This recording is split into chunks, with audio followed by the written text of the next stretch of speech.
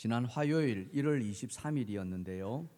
국민일보에 이런 기사가 실렸습니다. 조금 가슴이 아픈 이야기입니다만 우리 기독교 주요 장로 교단의 교세가 지난 3년간 많이 감소했다는 거예요. 2019년부터 2021년, 그러니까 코로나 기간이었어요. 어느 정도 감소했냐 하니까 742만 명 정도에서 688만 명 정도로 계산을 해보면 약 55만 명, 결코 적지 않은 숫자가 이렇게 장로 교단에서만 감소했고요. 그 외에 다른 교단을 포함하면 훨씬 더 많은 수가 감소했겠죠. 근데 더 안타까운 것은 이 장년들의 숫자에 비해서 보다 청년들의 숫자가 훨씬 더 줄었다는 거죠. 청년 가나안 성도라 이렇게 이야기를 하는데, 여러분 가나안 성도가 뭔지 아시죠? 가나안 거꾸로 하면 뭡니까? 안 나가, 교회 안 나가는 성도를 가나안 성도라고 합니다.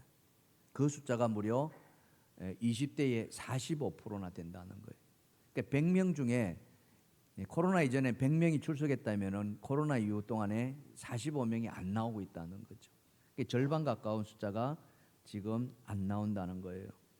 전체적으로 보면 약 27% 정도가 30% 조금 못 되는 그 숫자가 지금 코로나로 인해 가지고 교회를 나오지 않는데 우리가 정말 기도해야 될 것 같습니다.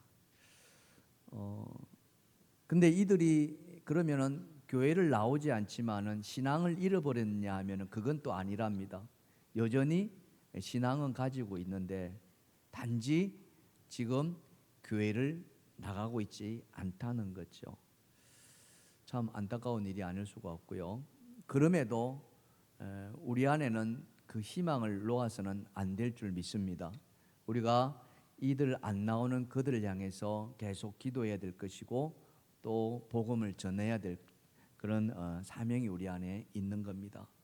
사랑하는 성도 여러분, 우리 교회도 마찬가지입니다. 우리 교회도 아직도 코로나로 인해서 나오지 못하는 성도들, 장기 결석하는 성도들이 없지 않아 있습니다. 그들을 위해서 좀 많이 기도를 해주시면 고맙겠고요. 그런 맥락에서 오늘 예수님께서 제자들에게 겨자씨만한 믿음을 갖기를 주문하고 있습니다.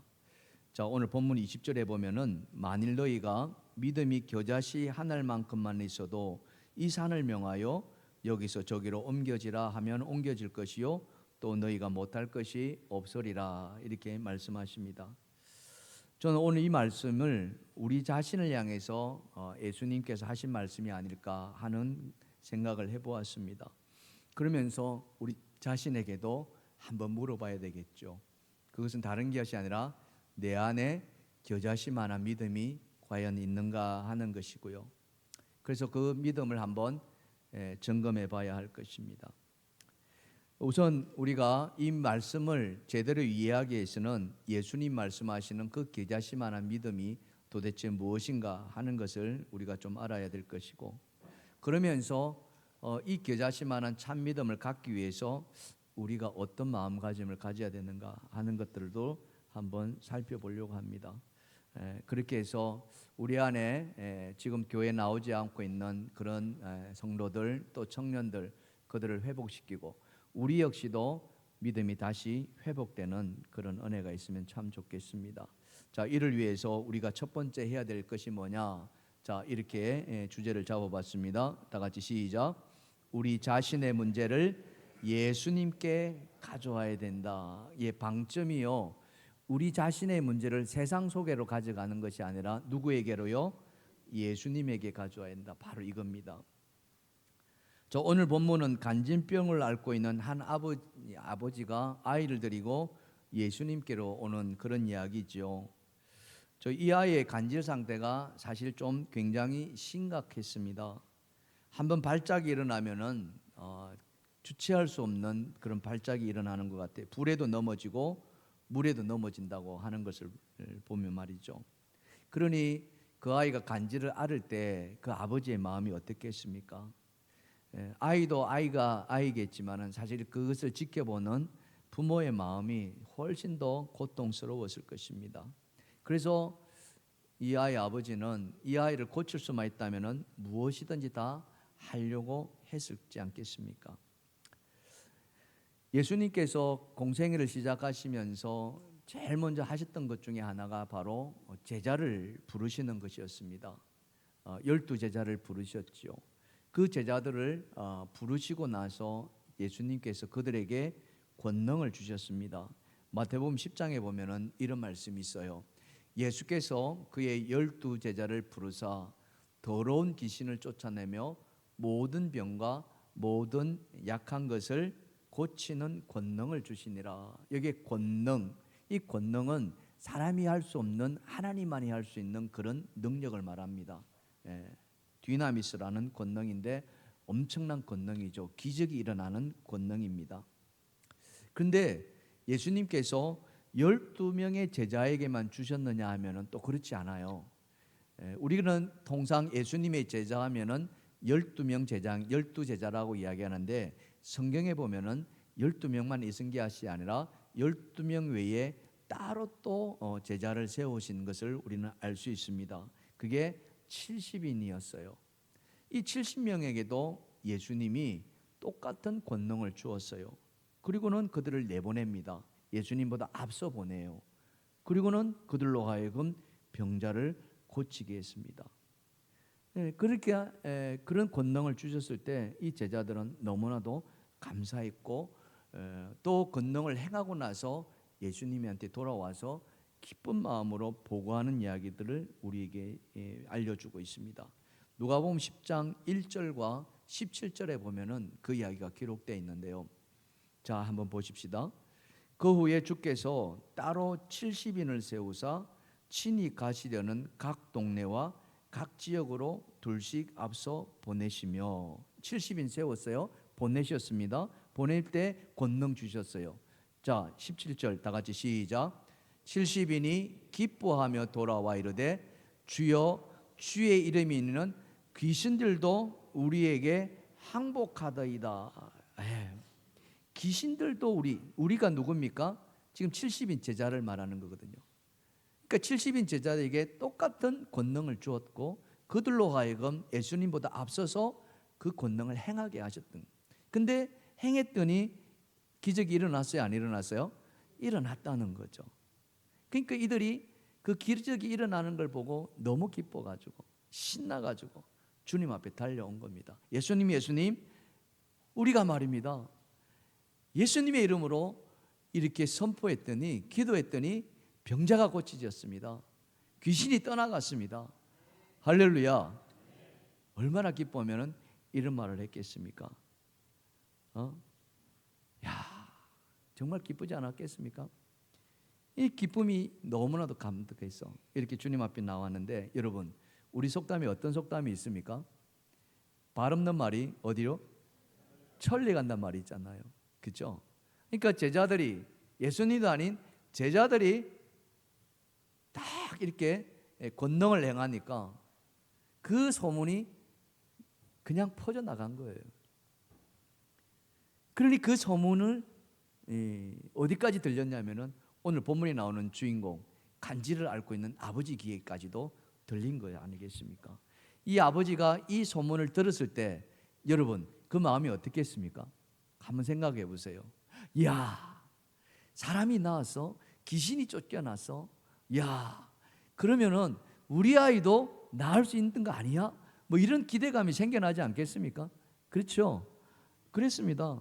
그러니 이 아버지의 마음이 막 그냥 고무된 거예요.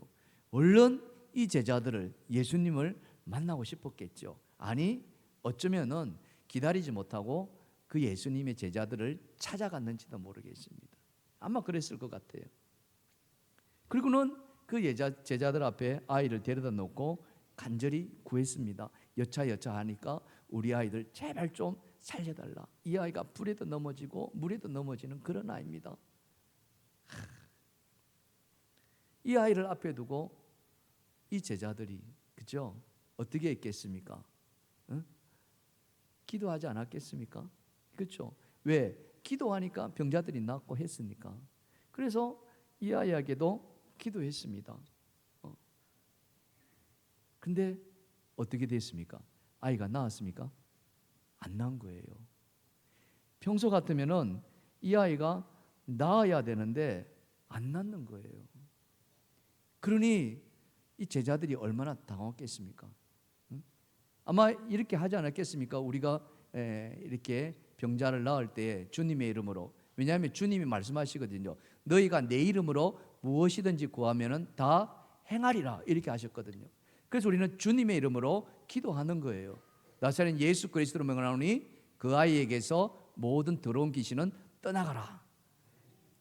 그렇게 제자들은 말했을 것입니다. 근데 떠나갔나요? 반응이 없는 거예요. 그러니 그 다음에는 이 제자들이 어떻게 기도했겠습니까? 더 세게 했을까요? 아니면 더 조용히 했을까요? 더 세게 하지 않았겠습니까? 그렇지 않아요? 더 힘을 다해서 나사렛 예수 그리스도의 이름으로 명하노니 하면서 이 아이에게 선포했을 거예요. 그런데 아무런 반응이 안 일어나는 거예요. 네? 이게 뭐지? 도대체 왜 안 일어나지? 얼마 전까지만 해도 응답이 되었는데, 얼마 전까지만 해도 귀신이 나갔는데, 뭐 이런 온갖 생각들이 제자들의 마음에 찾아온 겁니다. 아이 아버지는 어떻겠습니까? 이제 이 제자들 만나면은 내 아이는 이제 드디어 이 간질에서 해방되겠구나, 이런 기대감을 가지고 왔는데 이 제자들이 헛방을 치는 거예요. 아무리 말해도 아무리 기도해도 꿈쩍도 하지 않는 거예요. 그러니 이 아버지 마음에 어떤 마음이 들겠느냐 하는 것이죠. 굉장히 슬픔에 차 있을 것이고, 또 기대가 큰 만큼 뭐도 크다? 실망도 커질 수 있지 않겠습니까? 여러분, 바로 이 시점에서 그 다음에 무엇을 할 것인가 하는 거예요. 아무 반응도 일어나지 않고 아무것도 변화되지 않는 그 시점에서 이 아버지가 할 수 있는 것이 뭐가 있느냐 하는 거예요. 바로 이겁니다. 여러분이라면은 그때 무엇을 하셨겠습니까? 아마 두 가지 반응을 할 수 있지 않았을까 싶습니다. 하나는 뭡니까?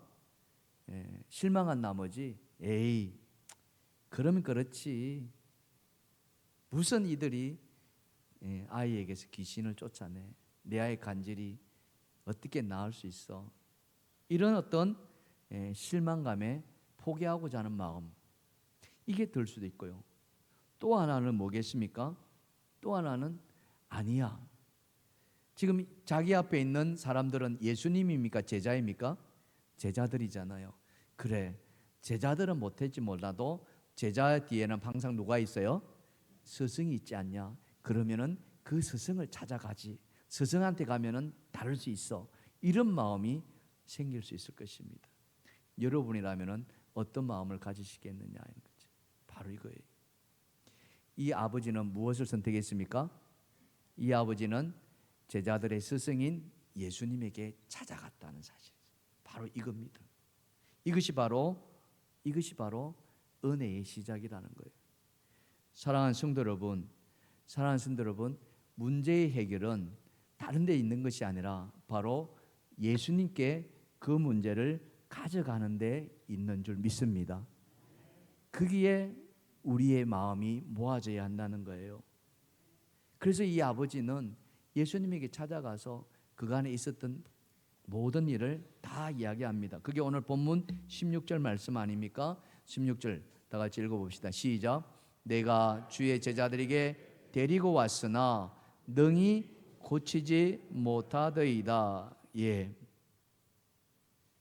참 이런 아버지는 고칠 줄 알고 제자들을 찾아갔지만 그러나 고치지 못하는 그런 안타까운 일, 그렇죠? 우리가 인생 살면서 온갖 일을 다 겪지 않습니까? 좋은 일이 있는가 하면은 굳은 일도 있습니다. 기쁜 일이 있는가 하면은 슬픈 일도 있습니다. 그래서 이 세상 만사는 세옹지 마라는 말을 우리에게 하고 있습니다. 그러나 중요한 것은 바로 그거예요. 우리에게 어려움이 있을 때 그 어려운 문제를 혼자서 고민하지 말고, 세상 속에서 그것을 해결하려지 말고 하나님께로, 예수님께로 우리가 그 문제를 가지고 나가야 한다는 사실이죠. 사랑하는 성도 여러분, 여러분 안에 찾아온 그 어려움들이 있습니까? 그 문제를 주님 앞으로 가져가시기를 주님의 축원합니다. 더 좋은 것은 우리 안에 그런 어려움이 생겨나지 않는 게 정말 중요하지 않겠습니까? 고난이 없는 게 정말 중요하겠죠. 그런데 어떻습니까? 우리가 인생 살아보면은 그렇지 않잖아요. 일전에도 한번 말씀드린 것 같은데요.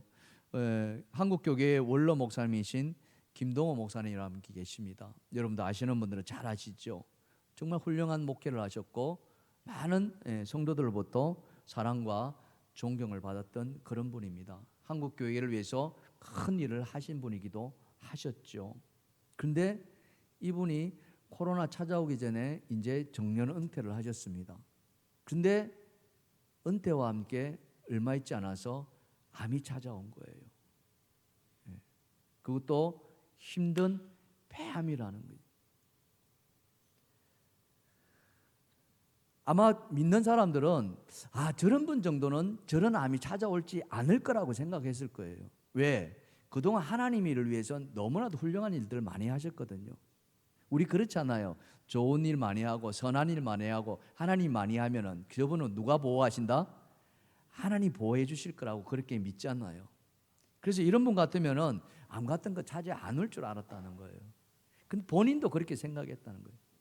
암이 찾아왔을 때 왜 내가 암이 걸렸지 이렇게 생각했다는 거예요. 그러니까 그게 안 받아들여지더라는 거죠. 그러니까 얼마나 힘들었겠습니까? 근데 참 그 다음에 말씀이 우리가 귀담아 드려야 되는데 이분이 그 암과 이렇게 힘겨워하는 그때 주님 앞에 나갔다는 거예요. 기도했다는 거 아닙니까? 이 성령이 어느 날 자기에게 들려주더라는 거죠. 그게 뭐냐? 이런 말씀입니다. 다른 사람은 다 되고 왜 너는 안 되지? 이런 거예요. 다른 사람은 암에 걸려되고 너는 암에 안 걸리면 안 된다는 게 어디 있니? 이러는 거예요. 그 마음이 딱 찾아오더라는 거예요. 여러분, 일리가 있어요? 없어요? 있다는 거죠. 그분이 어떤 훌륭한 일을 하고 어떤 좋은 일을 하고 그건 상관없다는 거예요. 그 말씀 앞에 그래, 나가 예외일 수가 있겠냐? 나도 예외일 수 없다는 거예요. 그러면서 이분이 그 다음 단계가 달라지지 않습니까? 여러분도 잘 아는 이 코로나가 찾아왔을 때 교회가 문을 닫았지 않습니까? 예?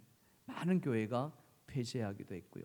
그래서 다 온라인 예배로 전환하는 그런 시대에 하나님께서 이분의 암을 통해서 어떤 일을 열어나가셨습니까?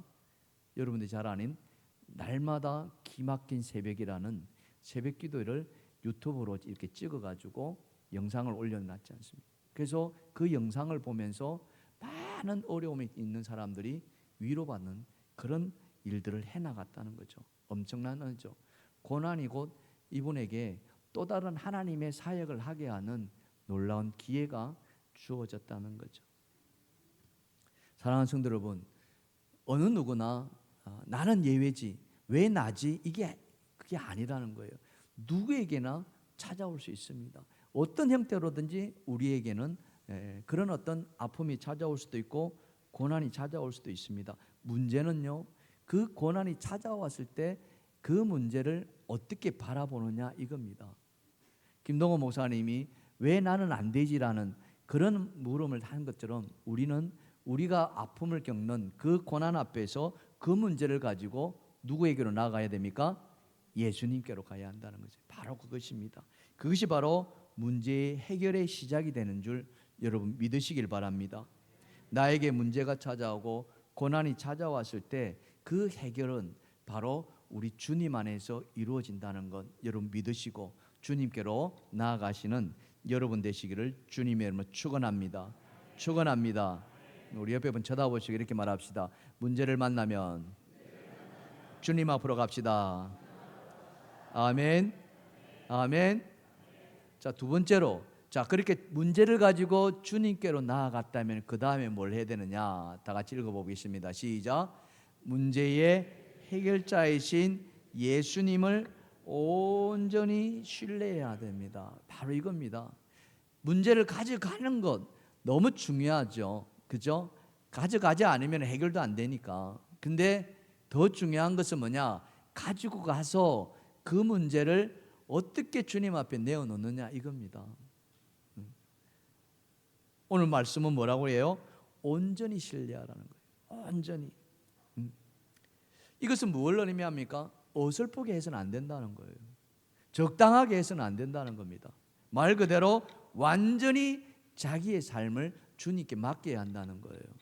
이것은 우리로 좀 더 쉽게 말한다면 주님 앞에 바짝 엎드리라는 거예요. 예? 바짝 엎드리라는 거예요. 완전히 낮아지라는 겁니다. 왜 그래야만 합니까? 오늘 제자들의 실패에서 우리는 그 답을 찾을 수가 있어요. 제자들의 실패. 자, 아까도 말씀드렸습니다마는 간질을 하는 아이를 아버지가 데려온 것을 보았습니다. 그리고 기도해 달라고 부탁을 받았겠죠. 제자들은 그 아이를 놓고 기도했을 것입니다. 근데 나았습니까? 안 나았다는 거죠. 얼마나 제자들이 당혹했겠습니까? 근데 낫지 않은 이유를 왜 낫지 않았느냐? 왜 낫지 않았느냐? 그 이유가 무엇입니까? 오늘 성경은 뭐라고 이야기합니까? 자, 본문 17절에 보십시오. 예수님이 이렇게 말합니다. 다 같이 시작. 예수께서 대답하여 이르시되 믿음이 없고 패역한 세대여, 내가 얼마나 너희와 함께 있으며 얼마나 너희에게 참으리요. 아멘. 지금 누구에게 하는 말입니까? 제자들에게 하는 말이에요. 이 제자들로 하여금 예수님이 뭐라고 말하냐? 이 믿음이 없는 세대요. 제자들을 향해서 예수님이 어쩌면은 이 저주를 퍼붓는 거나 마찬가지죠. 여러분, 이 제자들이 누굽니까? 예수님이 권능을 주어서 보낸 제자들 아닙니까? 그렇죠? 보낼 때는 어땠습니까? 예수님이 이들을 믿었다는 거예요. 여러분, 아무에게나 권능을 주겠습니까? 한번 생각해 보세요. 예수님이 아무에게나 제자로 세웠겠습니까? 다 믿을 만한, 예수님께 직접 부르시고 세우신 제자들 아닙니까? 여러분, 중요한 서류나 아니면 중요한 연세를 어떤 사람에게 맡기겠습니까? 가만히 한번 생각해 보시면은 다 내가 믿고 신뢰하는 사람들 아닙니까? 그렇지 않나요? 응? 근데 가장 신뢰할 부부간에도 안 믿는 사람들이 있습니다. 부부간에도 딴 주머니 차는 사람들이 있습니다. 부부간에도 통장을 각자 이렇게 이름으로 하는 사람도 있습니다. 그래서 그 통장에 얼마가 들어가 있는지 서로 비밀리에 하는 사람들도 있습니다. 과연 그들에게 서로에 대한 신뢰가 있을까? 여러분, 가만히 한번 생각해 보십시오. 주님이 제자들에게 이 권능은 다른 권능이 아니라 누구의 권능입니까? 하나님의 권능이거든요. 병자를 고치고 귀신을 내쫓는 권능이 이게 아무나 할 수 있는 거겠습니까? 그런데 그 권능을 주실 때는 언제이고 지금에 와서 이 제자들에게 믿음이 없는 세대여라고 지금 이 말을 한다는 거예요. 여러분, 제가 여러분에게 이런 말을 하면 여러분 기분이 어떻는지 한번 잘 보세요. 여러분 안에 믿음이 하나도 없습니다. 제발 좀 믿음 가지세요. 이 말 듣는 순간 여러분 기분이 어떠세요? 좋아요, 안 좋아요? 안 좋아요, 그렇죠? 여러분 믿음이 있습니까? 여러분에게 묻습니다. 여러분 믿음이 있으세요? 다 있잖아요. 믿음이 있으니까 이 주일에 예배 드리러 나왔잖아요. 그렇죠? 근데 이 제자들도 마찬가지예요. 제자들이 예수님에게 권능 받아서 나갔는데 예수님이 돌아와서는 하는 말이 믿음이 없는 세대에 이렇게 나오는 거예요. 이게 도대체 뭐냐 이거죠. 이들에게 진짜 믿음이 없었을까요? 여러분 그렇게 생각하시나요? 우리가 이 말씀을 좀 더 깊이 들여다봐야 되는 거예요. 도대체 예수님은 왜 이들에게 믿음이 없는 패역한 세대라고 말씀하셨는가 하는 거죠. 여러분, 우리는 성경을 그래서 좀 더 자세하게 살펴볼 필요가 있습니다. 자, 마태복음에서 우리가 이 말씀을 하십니다만 누가복음에는 좀 더 자세하게 이 말씀을 기록하고 있어요. 누가복음 10장 17절에 아까도 우리가 읽었습니다. 다시 한번 읽어봅시다. 시작. 70인이 기뻐하며 돌아와 이르되 주여 주의 이름이는 귀신들도 우리가 항복하더이다. 우리에게 항복하더이다. 여러분 이 말만 딱 보시면은요, 이 제자들의 마음이 지금 어떤 마음인가를 한번 생각해 보세요. 귀신을 쫓아내고 나서 너무나 기쁜 나머지 주님 앞에 와서, 주님, 우리가 주님의 이름으로 귀신을 쫓아냈습니다. 주님 기뻐해 주세요. 할렐루야, 이런 마음 아니겠습니까? 그죠? 그러면서 예수님으로부터 뭘 듣고 싶어해요? 칭찬 받고 싶어 하는가요? 예수님에게서 그래, 잘했다, 얘들아, 너희들이 훌륭한 일을 했구나, 이 말 듣고 싶은 거 아닙니까? 그래서 지금 이 말을 하는 거잖아요. 여러분, 우리 아이들 가만히 한번 생각해 보세요.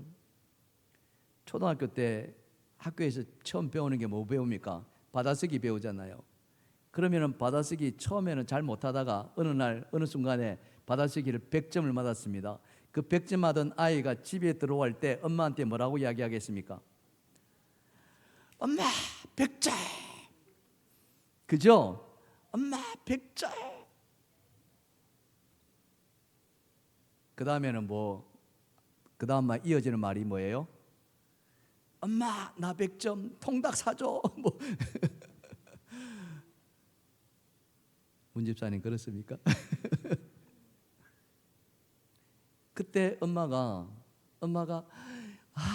잘했구나, 정말, 야, 통닭이 문제니 오늘 그냥 고기 먹자. 얼마나 좀 이 말 듣고 싶은 거 아닙니까? 아이가 엄마한테. 그죠? 근데 엄마가 여러분 이렇게 말한다고 생각해 봅시다. 응? 엄마 100점 이러니까 엄마가 하는 말이 이번에는 문제가 좀 쉽게 나왔나 보지? 몇 명이나 100점 받았어? 그러면 그 아이 마음이 어떨 것 같습니까? 좋았던 마음이 그냥 확 식어버리지 않겠습니까? 지금 제자들이 그렇거든요. 예수님, 우리가 예수님의 이름으로 기도했더니 다 귀신들도 항복하더이다. 그럼 예수님 그래 잘했다 이래야 되는데 성경은 그렇게 말하지 않는다는 거예요. 성경은 그렇게 말하지 않아요. 누가복음 10장 18절입니다. 자, 10장 18절 다 같이 시작. 예수께서 이르시되 사탄이 하늘로부터 번개같이 떨어지는 것을 내가 보았느니라. 예, 이미 예수님은 뭡니까? 18절 다시 보여주세요. 사탄이, 즉 귀신이 쫓아나가는 것을 예수님이 이미 알고 있었어요? 모르고 있었어요? 알고 있었다는 거예요. 엄마가 아이가 100점 맞아오는 걸 이미 다 알고 있었어요. 그거예요. 그러니까 그 엄마의 마음에 100점이 기뻐요, 안 기뻐요? 안 기쁜 거예요. 근데 그 다음 말이 사실은 더 중요합니다. 자, 보십시오. 다 같이. 내가 너희에게 뱀과 정갈을 밟으며 원수의 모든 능력을 제어할 권능을 주었으니 너희를 해칠 자가 결코 없으리라. 그러나 귀신들이 너희에게 행복하는 것으로 기뻐하지 말고 너희 이름이 하늘에 기록된 것을 기뻐하라. 아멘. 귀신들이 너희에게서 항복한 것, 이거 기뻐할 일이 아니라는 거예요. 지금 제자들은 예수의 이름으로 귀신을 쫓아낸 것이 너무 좋아서 기뻐했는데 예수님은 그게 기쁜 일이 아니야 라는 거예요. 이건 뭘 의미합니까? 귀신이 나간 것은 너희가 나가게 한 것이 아니라 누가 나가게 하신 거예요? 하나님께서 하셨다는 거예요. 너희는 단지 거기에 쓰임받는 도구이다는 거예요. 하나님이 행하신 거예요. 너희가 기뻐한 것은 뭐냐? 너희가 기뻐한 것은 너희가 예수 이름으로 그 일을 행함으로 말미암아 너희의 이름이 하늘에 기록된 것을. 여러분, 하늘에 기록된다는 게 뭡니까? 어디에 기록됐다는 거예요? 하나님의 무슨 책? 생명책, 이거예요. 생명책. 왜 주의 일을 하는 것이 귀합니까? 그 일이 어떤 일이든 간에 하나님의 일이 이렇게 하나님의 생명책에 기록된다는 거예요. 그 일을 잘하고 못하고는 문제가 아니에요. 그게 내가 할 수 있고 안 하고는 문제가, 하나님이 주시면 하는 거예요. 하나님이 권능을 주시면 하는 거예요. 단지 뭡니까? 내가 그 일을 하게 하는, 순종하고 그 일을 감당하는 것, 주님은 그걸 기뻐하신다는 사실. 예수님이 지금 그걸 이야기하고 있는 거예요. 근데 지금 제자들은 뭐 하고 있습니까? 제자들은 그게 아니라는 거죠. 자기가 행한 거에 대해서 도취돼 가지고 만일 행하지 못했으면 또 어떻겠습니까? 그냥 주눅 들겠죠. 머리 푹 숙이고. 근데 주의 일은 그렇게 하는 게 아니라는 거예요. 여러분, 사도 바울의 이야기를 잘 들어보시면은 사도 바울은 심었고 아볼로는 물을 주었다 있습니다. 고린도전서에 보면은 그것을 자라게 하시는 누구시라고 했어요? 하나님이시라는 거예요. 열매 맺고 안 맺고는 누가 하신다? 하나님이 하신다. 귀신을 쫓아내고 안 쫓아내고 누가 하신다? 하나님이 하신다. 하나님이 그 일을 행하신다는 거예요. 아멘. 우리가 해야 할 일은 뭡니까? 주의 말씀 앞에 우리는 순종하는 거예요. 순종할 때 그 순종이 이름에 기록된다는 사실. 사랑하는 성도 여러분, 우리에게 어떤 일이 온다 할지라도 여러분 그 일을 아멘으로 받으시길 주님의 축원합니다. 예수님이 지금 그 말씀을 하고 있는 거예요. 근데 이 제자들의 마음속에는 그 마음이 아니라요. 그 마음이 아니라 이게 여러분 제자들이 한두 명을 고쳤겠습니까? 한두 명을 귀신 쫓아냈겠습니까? 70명이 그렇죠? 참 엄청난 일들을 해나갔습니다. 그렇게 한 번 시작할 때 아마 조마조마했겠죠. 처음 할 때, 처음 선포할 때 정말 긴장된 마음으로 주님의 권능을 받았는데 권능을 받았지만 이게 진짜로 이루어질지는 사실은 확인해 보지 않았잖아요. 그래서 처음 마음 할 때는 정말 신중하게 정말 온 힘을 다해서 선포했을 것입니다. 그렇게 선포할 때 기적이 일어났어요. 그러니 그 기적 앞에 이 제자들도 깜짝 놀랐을 것입니다.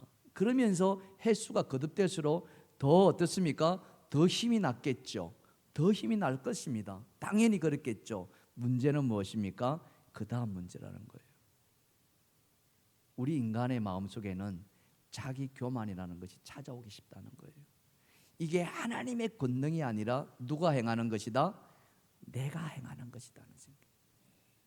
그러니까 내가 하려고 하니까 내가 안 됐을 때는 어떻습니까? 이게 뭐지라고 하는 거예요. 간지를 앓고 있는 이 아이의 아버지를 만났을 때 이 제자의 마음속에도 이 정도쯤이야 지금까지 우리가 해온 거야 한다면 얼마든지 고칠 수 있다라고 자신감을 가졌는지도 모르겠습니다. 그래서 평소 하는 대로 기도했는지도 모르겠습니다.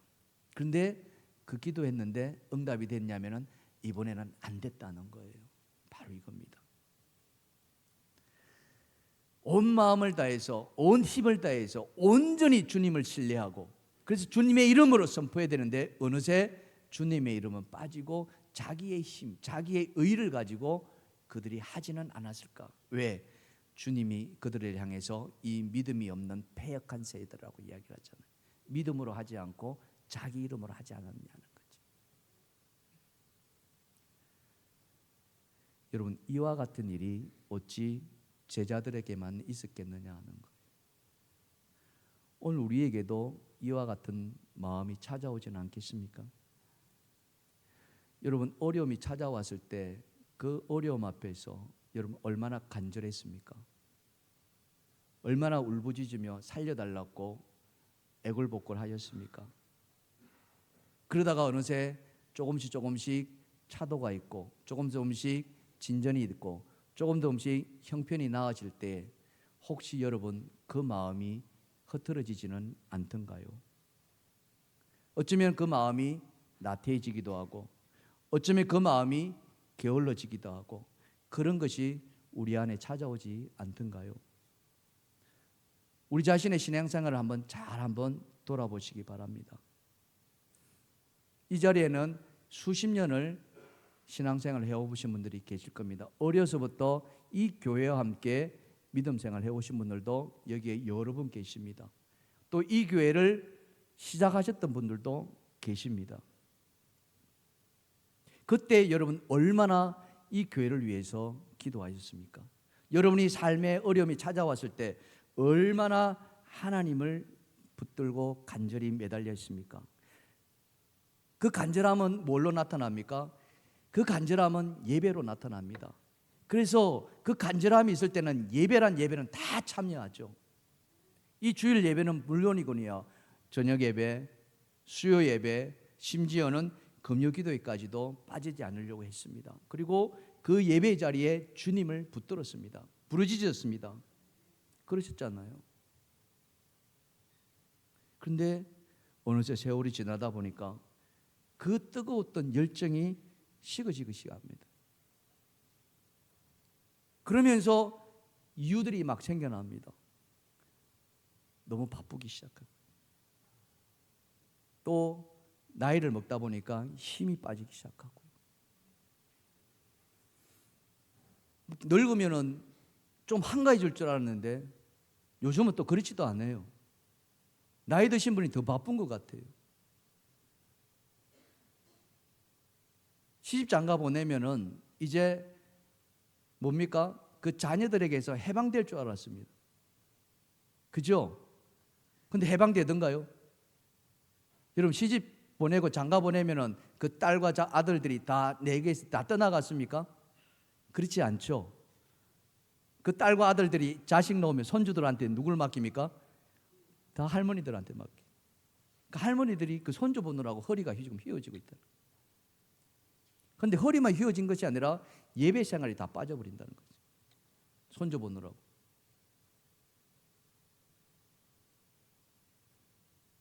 다 이유가 있는 거예요. 그렇죠? 그건 마다할 수 없습니다.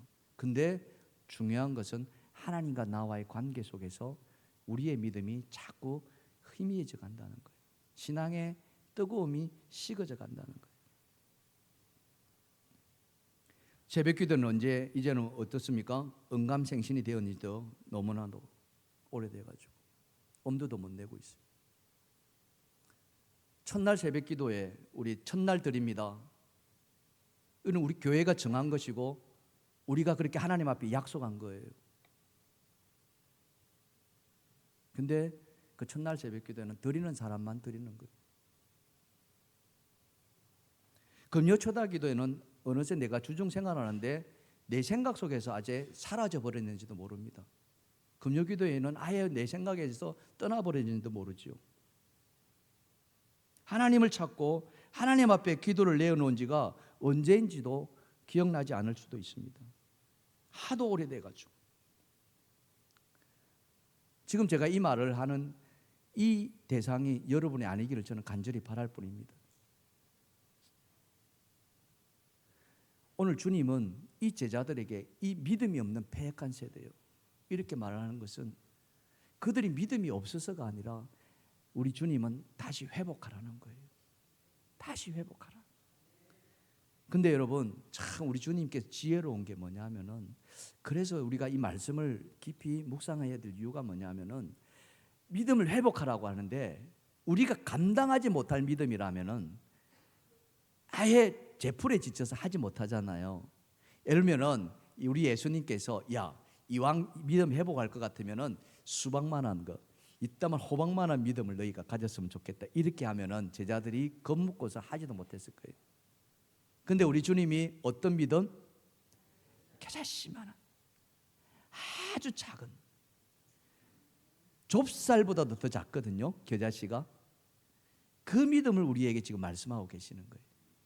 그러면 우리는 어때요? 그거 한번 해볼 만하지 않겠습니까? 다시 회복할 수 있지 않겠습니까? 주님 그 이야기하는 거예요.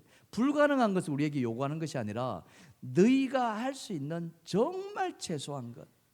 근데 그 작은 믿음만이다 있더라도 이 산을 옮기라고 한다면 옮길 것이라고 말씀하시단 말이에요. 우리 주님은 이 작은 겨자씨 하나 안에 천하를 호령하는 권능을 주신다는 거예요. 사랑하는 성도 여러분, 오늘 우리에게 주님이 하시는 이 말씀을 다시 한번 새겨보시면 어떨까요? 본문 20절입니다. 다 같이 시작. 이르시되 너희 믿음이 작은 까닭이니라. 진실로 너희에게 이르노니 만일 너희에게 믿음이 겨자씨 한 알만큼만 있어도 이 산을 명하여 여기서 저기로 옮겨지라 하면 옮겨질 것이요 너희가 못할 것이 없으리라. 아멘. 아멘. 할렐루야. 우리 안에 회복되어야 될 믿음은요, 큰 믿음이 아닙니다. 사랑하는 성도 여러분, 주님이 우리에게 요구하시는 건요, 아주 작은 믿음. 그 믿음을 오늘 우리에게 말씀하고 계시는. 영국에 존 올터라는 사람이 있었습니다. 이 사람은 26살이 될 때까지 그야말로 제멋대로 살았습니다. 될 대로 되라 인생을 살았습니다. 어느 것 하나 제대로 해나가는 것도 없었고, 여기 기웃 저기 기웃, 거의 뭐 방랑생활 하다시피 그렇게 살았습니다.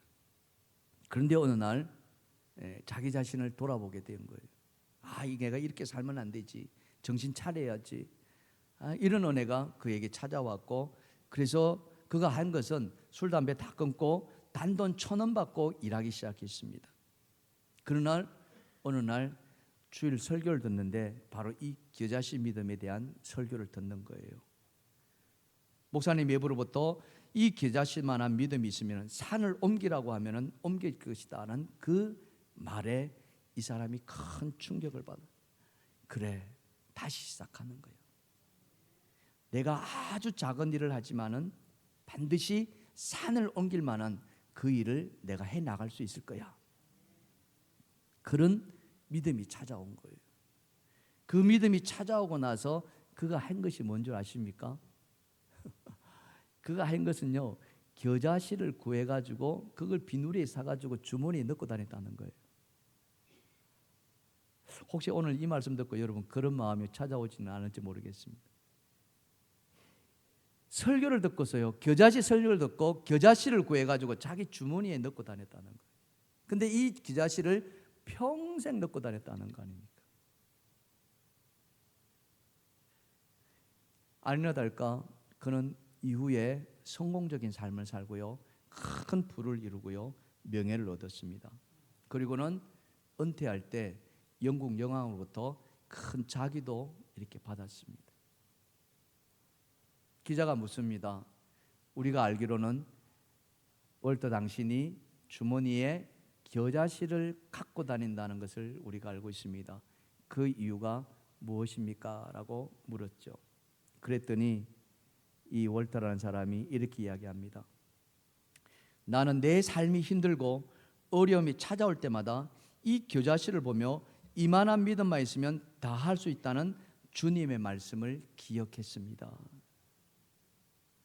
과연 나에게 이 겨자씨만한 믿음이 있는지를 늘 돌아보았습니다. 그리고 이 믿음을 잃지 않으려고 나는 몸부림쳤습니다. 그럴 때 내 안에 주님이 주시는 또 다른 용기가 생겨났고 나는 그 어려움을 이겨낼 수가 있었습니다. 라고 말하는 거예요. 사랑하는 성도 여러분, 우리가 회복해야 될 것은 큰 것이 아닙니다. 우리가 회복해야 될 것은 세상이 변화시키는 그런 게 아닙니다. 오늘 제가 말씀의 서두에 우리 교회가 많이 축소되었다, 특히 청년들이 교회를 많이 떠났다고 하지 않습니까? 그 청년들 가운데 우리 자녀들이 있습니다. 오늘 우리 자녀들 가운데 여러분 얼마나 많은 자녀들이 지금 교회에 안 나가고 계십니까? 남의 이야기가 결코 아니지요. 여러분, 그 아이들은 그렇다고 신앙이 없습니까? 그 아이들이 믿음이 전혀 없습니까? 아니에요. 그 아이들 다 우리가 낳은 아들이고 우리가 키운 아들이고 초등학교, 중고등학교들 다 이 교회를 다녔던 아이들입니다. 그 아이들 다시 회복해야 되지 않겠습니까? 그 회복이 무엇으로 시작되겠습니까? 너무 큰 거 요구하지 마시기 바랍니다. 그 아이들한테 겨자씨만한 믿음이 다시 생겨나게 해달라고 기도하시길 바랍니다. 그 아이들한테 요구하는 것보다 내 안에 먼저 이 겨자씨만한 믿음이 다시 생겨나게 하도록 기도하시길 바랍니다. 그런다면은 우리 주님은 우리가 상상하지 못한 일들을 다시 회복시켜 주실 줄 믿습니다. 여러분, 무엇을 붙드시겠습니까? 무엇을 의지하시겠습니까? 우리가 의지할 것은 오직 예수 그리스도밖에 없음을 믿으시길 바랍니다. 그 예수 그리스도를 온전히 신뢰하시는 여러분 되시기를 주님의 축원합니다. 그 온전히 신뢰하는 것이 바로 겨자씨만한 믿음이라는 것을 잊지 마시고 그 믿음이 여러분 안에 있기를 주님의 이름으로 축원합니다. 찬양합시다.